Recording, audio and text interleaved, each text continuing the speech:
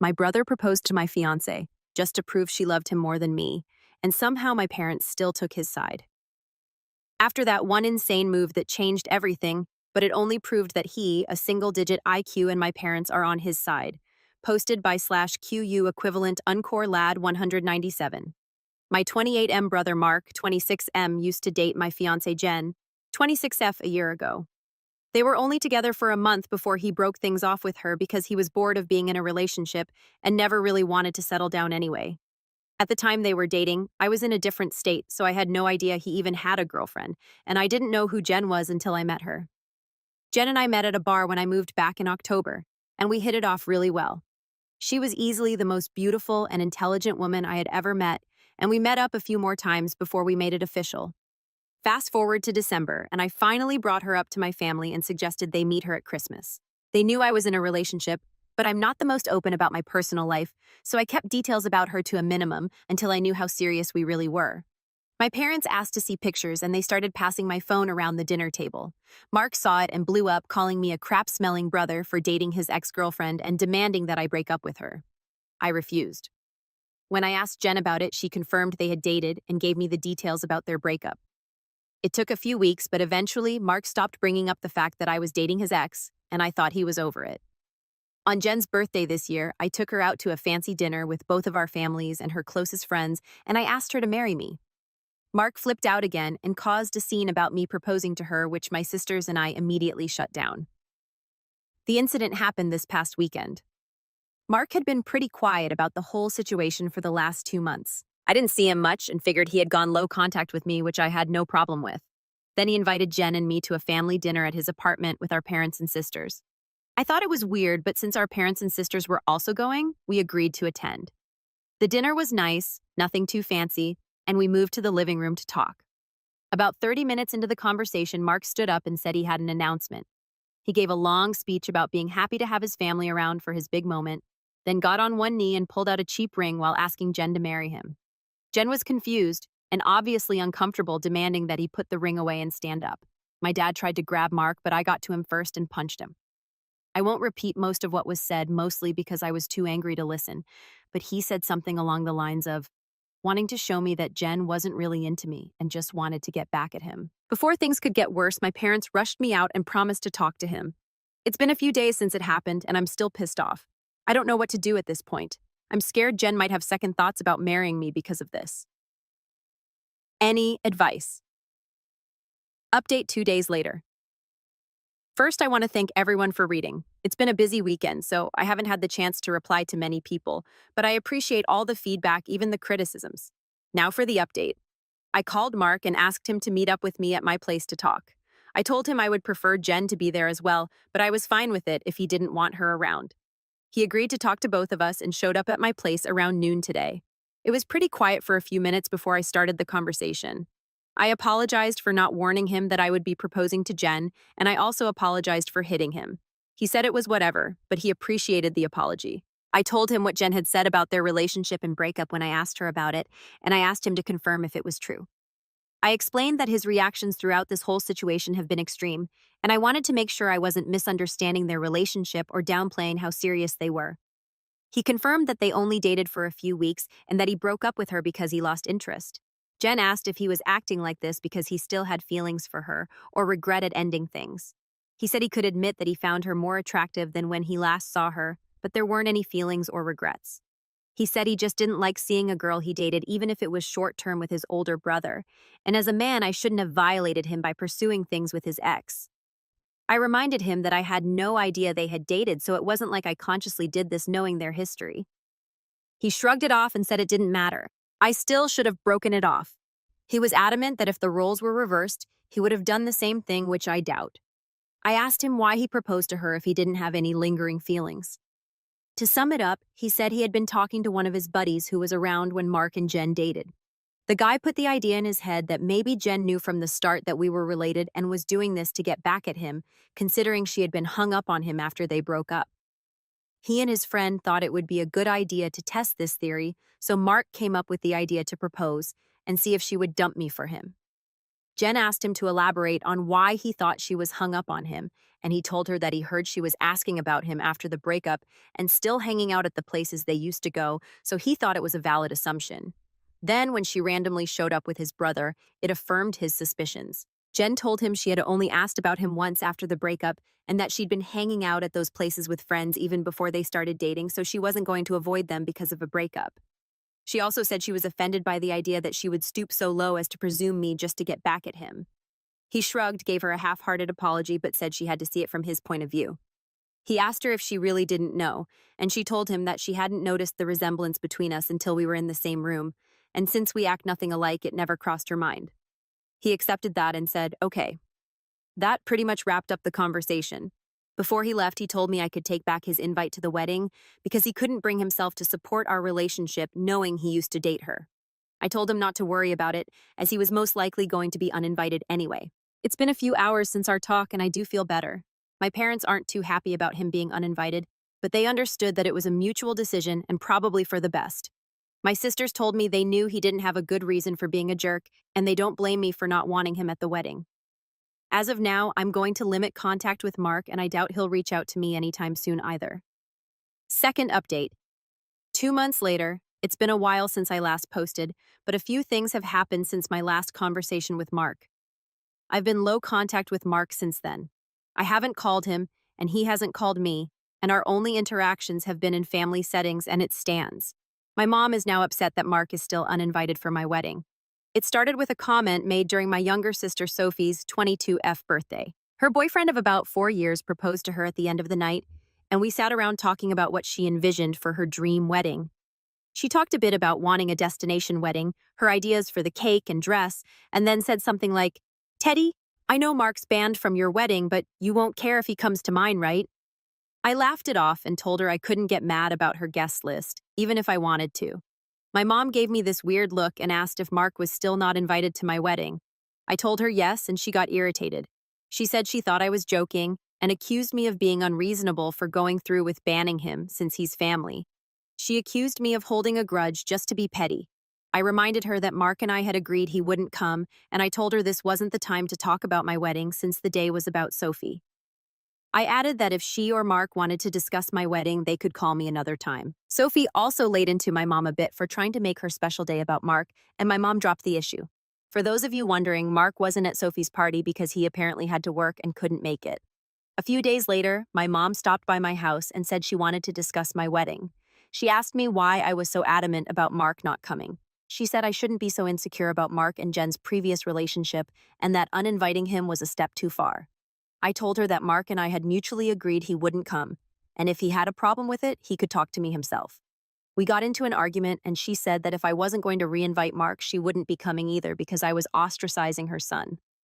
I shrugged and told her if that's what she wanted, she could toss her invite in the trash because I wouldn't beg her to be there. She asked if I would be okay with her not attending, and I told her it wouldn't be the first time she missed one of my events because of Mark. She said I was being a prick for throwing her past mistakes in her face, and she stormed out. After that, I started getting messages and phone calls from her and a few family members saying I was in the wrong and urging me to invite Mark just to keep the peace. Jen has also been getting messages from my mom asking her to talk to me and get me to change my mind, but as far as I know, Jen hasn't been responding. So far, most of my mom's side of the family is standing in solidarity with her and not attending, while my dad and his side of the family, which is just my aunt-uncle and their 2 kids, agree with me and are still coming. My sisters are also still coming to the wedding, and of course Jen's family will be there too. I also talked to Mark about it and asked if he had a problem with not being invited. He said he had uninvited himself in the first place and didn't understand why everyone was making such a big deal since he still doesn't want to go. He told me to leave him out of the fighting because he's not involved, and he said he'd tell my mom the same. As of now, I'm back to being low contact with my mom, but my dad and I are still on decent terms. I'm still deciding whether to reinvite my mom and her side of the family if they change their minds about the boycott, but the chances are low, and I've told my dad this, which he understands. For now, Jen and I have started looking into downsizing the venue since the guest list is significantly smaller. Third update. 3 weeks later, my mom is now uninvited from the wedding indefinitely. About 2 weeks after she decided not to come, she stopped by and said she wanted to clear the air and talk about everything. We agreed and invited her in to join us for dinner. Jen made her a plate of food, and I asked if she was still planning on not coming to the wedding. She said that while she wanted to attend, she couldn't get over me not inviting Mark because of a simple mistake. I reminded her that his simple mistake was proposing to my fiancé while I was sitting less than 3 feet away from him, and she said it was just a joke.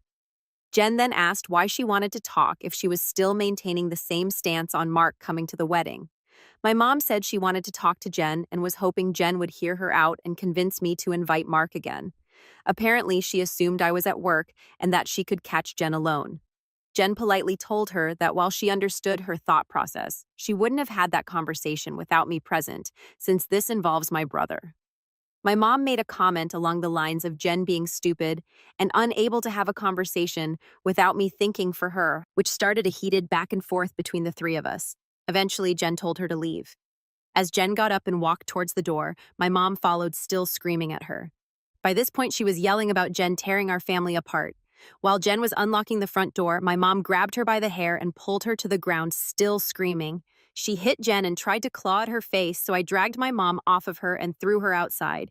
She banged on the door for a few minutes while I made sure Jen was okay, then she left and called both of us repeatedly. When I was sure Jen was all right, I texted my mom and told her not to bother reaching out again because we would never speak to her again. I called my dad and sisters to tell them what happened. My dad was surprised and tried to make excuses, saying she'd been stressed about the whole situation for a while. My sisters said they knew she'd snap eventually since she's always been a crazy B-word, and they offered to come over to make sure Jen was okay. I asked Jen if she wanted to press charges, but she declined, saying she just wanted to cut contact with my mom for good. I told her that part was obvious, but she should still talk to the police since she was physically assaulted. However, Jen doesn't want my mom to get arrested. Thankfully, my sisters and Jen's mom came by to comfort her, so she's doing okay. My mom is blocked on everything until Jen says otherwise.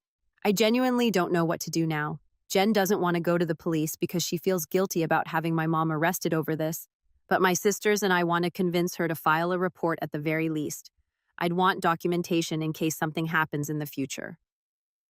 Profile post 2 days later. Some people have been asking questions about my mom and my decision not to be open with Jen about my relationship with my parents, so I figured I'd give some background on why things are so strange.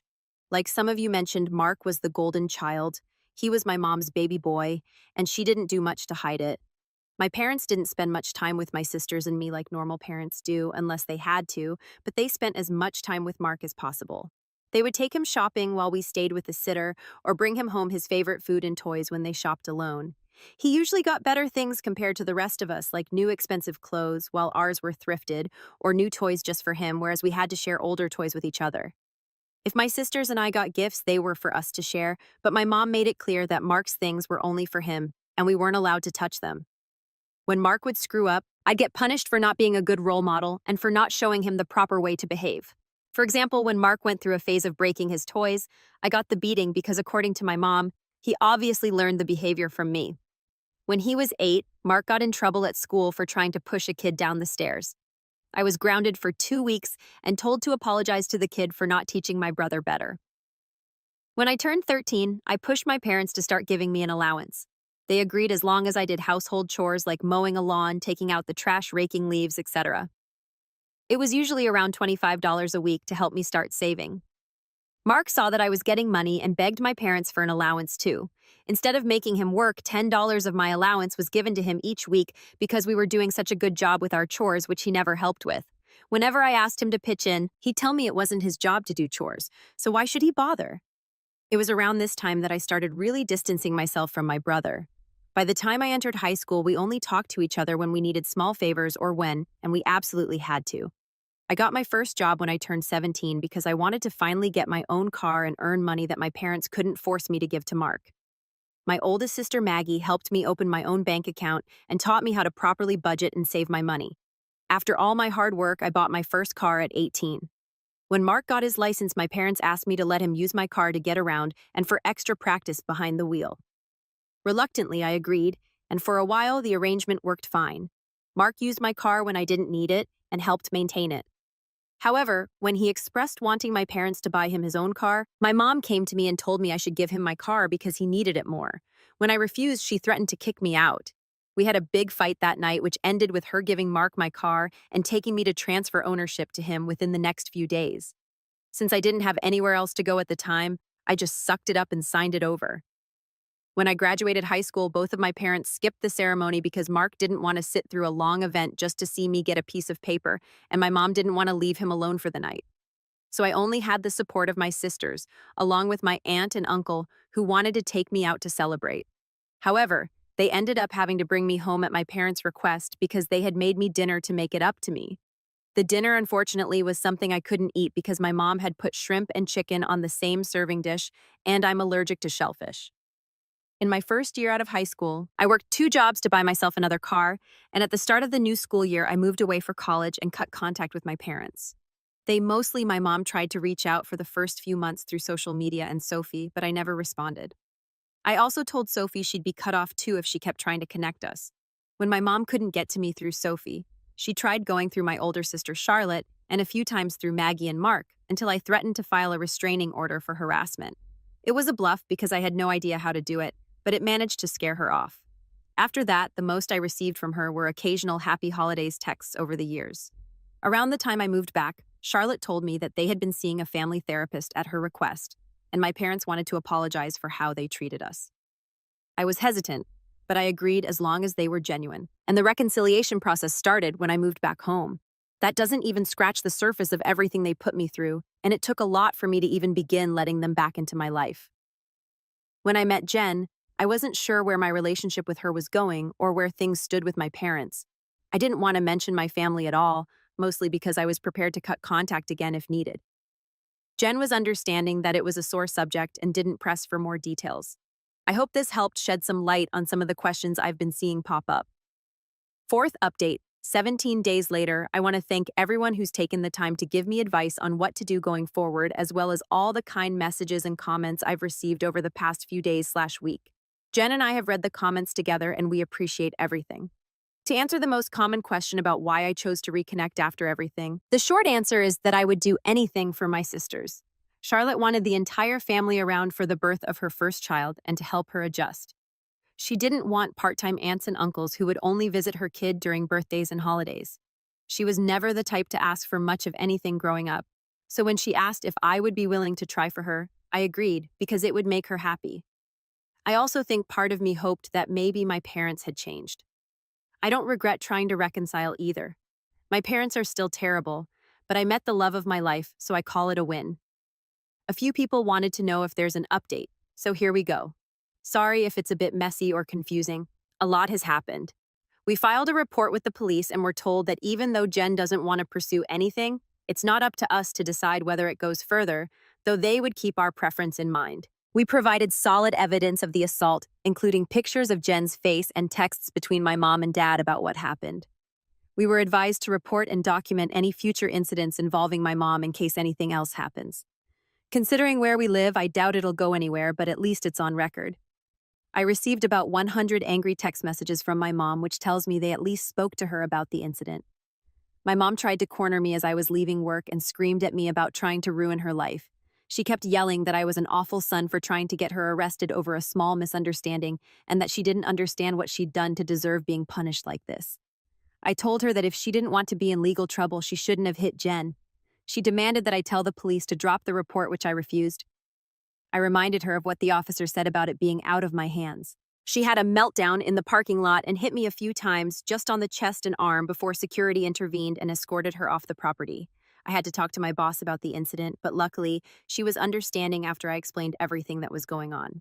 When I got home, I told Jen what happened. She was upset and asked that we discuss our plan for dealing with my family moving forward. It was a long talk, but we took the advice of some Redditors and decided to go completely no contact with my family aside from my sisters. We agreed that having them in my life is adding unnecessary stress for both of us, and we aren't even married yet. Jen said she wanted to consider moving away to put some distance between us and my family. She explained that she had tried to stay out of my family issues because it wasn't her place, but she refuses to deal with my mom's behavior or my dad enabling her abuse any longer. A lot more was said, too much to include in this post, but I agreed with her that they were more trouble than they're worth, and I don't want to put up with this anymore either. I also agreed to start therapy, and Jen is helping me find a therapist. I decided to call my dad after our talk and let him know that I would be going no contact. He didn't answer the first time I called, so I left a message asking if we could have a long conversation. When he called back, he asked if it was okay for my mom to be part of the conversation. I told him it was fine, since she needed to hear what I had to say too. The conversation went about as well as you'd expect. I told them both that Jen and I are cutting them out of our lives. My dad demanded to know why I would do something like that after going through all the trouble of repairing our relationship. I explained that this whole situation with Mark has shown me that nothing is truly repaired between us, and as far as they're concerned, the world revolves solely around my mom and my little brother. I told them that their continued favoritism toward Mark has brought our relationship to a point of no return, and I wasn't interested in holding on to a failing relationship anymore. I explained that I agreed to reconcile for Charlotte's sake, but I don't appreciate all the disrespect toward Jen and me, and I won't put up with it anymore for both our sakes. To my mom specifically, I said I was tired of her using me as a scapegoat for her bad parenting and for Mark's attitude. I also told her that I would never forgive her for what she did to Jen, nor for what she did to me and my sisters growing up. She started to say that I should move on like my sisters have, but I cut her off and told her she should take their forgiveness and move on because she would never receive it from me, especially after everything she's done these past few weeks. She started crying and asked how I could treat her like such a villain. I told her that she could only be upset with herself because I've done nothing wrong. She cried harder and said she regretted having me and that I've only tried to ruin her life. This started a heated argument between my mom and Jen once again. Jen told her in much more colorful words that she was disgusting, along with plenty of other choice names for saying something like that to me. I'm not sure if my mom left the room or just decided to stay quiet, but she stopped talking once Jen finished. My dad said he wasn't okay with being shut out of my life and asked me to try to understand my mom's point of view. He said she was also struggling because her kids were at odds and I was being unfair by punishing her for her struggles with raising and caring for us. The last thing he said was that we were a family and I shouldn't let past mistakes stop us from moving forward together. I told him that the only people my mom ever cared for were Mark and herself, and there was nothing he could say or do to change my mind.